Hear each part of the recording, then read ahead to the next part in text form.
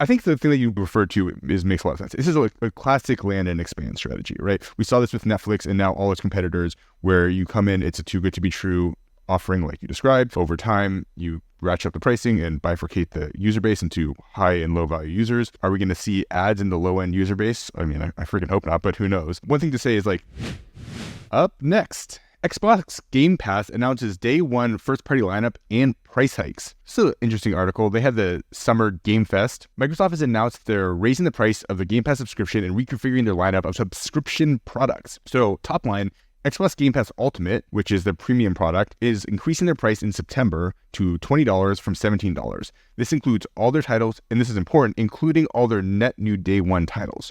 So if you want to play the new Call of Duty, you can get Game Pass and you can play the Call of Duty the same day as everybody else. That's huge. Number two, PC Game Pass, which includes day one titles, are increasing from $10 to $12.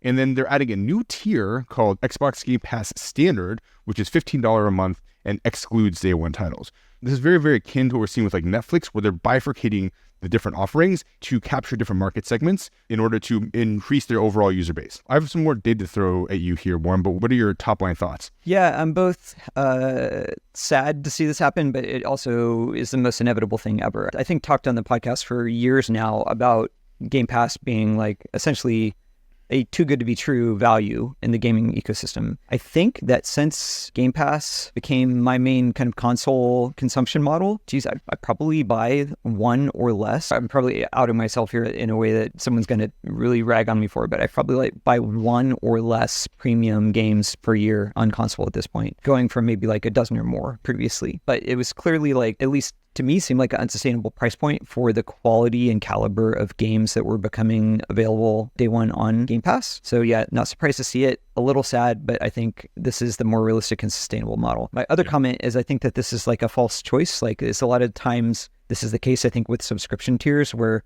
there's that lower tier, but there's kind of like a false option. I don't think anyone is going to really find that tier to be as appealing. And it's more just so you feel like you have the option and they can say, oh no, we have an option at the same price point. But anyone who actually looks at the value, if you're a hardcore gamer, you're going to go for that $20 one. A little bit of data. So the Game Pass has been growing pretty aggressively over the past 5 years. These are some approximate numbers, but in 2019, there were about 10 million subscribers. As of last year, the most recent reports that I found were 34 million subscribers. That's a pretty aggressive growth trajectory. Now, I was finding conflicting claims online. People are saying that the numbers have plateaued. I don't think there's been a specific Microsoft announcement recently, but the business is making in the ballpark of at least 2 years ago, $1.5 to $1.8 million. And Phil Spencer, the Xbox CEO, says it's a profitable service. Now, I think calling it a profitable service is doing a little bit of marketing math in that they just spent $70 billion acquiring Activision Blizzard, which is then the marquee component of the new Game Pass. So it's a little bit, hand wavy, but I do believe that on an ongoing operating basis, it is cash flow positive.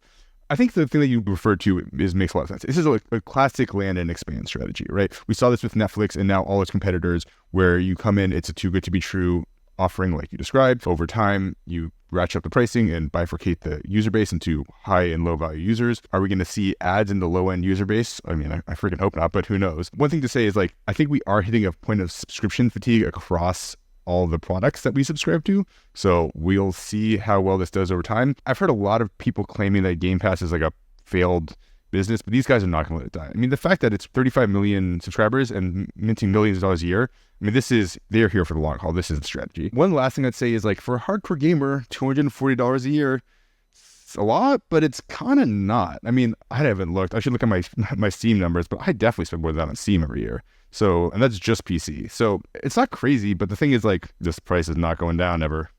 I mean, they're asking for a meaningful amount more as far as a percentage of a gamer's budget. I think that's the consideration here. And as much as I love Game Pass, this is the first time, I just kind of have it on auto renew, to be candid, and there'll be months at a time where I don't touch my Xbox, when we're in like the busy season here at Uptick or life is taking over. I will say that this is making me be like, oh, maybe I should consider pausing my subscription for a while. It will give people that reflection point. But I mean, ultimately, they're flipping a switch and getting, 15 to 20% more revenue in each segment on the flip of a switch. And are they going to have 15% of the people unsubscribe because of this change? No, it's going to be net positive. Absolutely. Yeah. I mean, it makes sense. I think their bet is this is the way you consume games. This is, you go to Xbox, you have Game Pass. That's your game consumption model. What else are you going to do? What value? Okay, you don't want to pay for this. What are you going to do instead? Go buy 100 games? Because that's going to cost you more. I think no one's here. I am curious to see on the next Xbox earnings report, next Microsoft earnings report, if we get some more clarity on where the numbers actually lie. Cool. That's it. Take us out. Thanks, everyone, for joining us once again for the weekly news episode here on the Games Growth Podcast. As always, the pod was brought to you by our team at Uptick. You probably know this by now, but at Uptick, we do games growth. We do all the work and build all the software needed to scale games profitably. So, if you're building a cool game and need good folks to help you scale that profitably, reach us through our website. That's uptick.com, UPPTIC.com. Talk soon.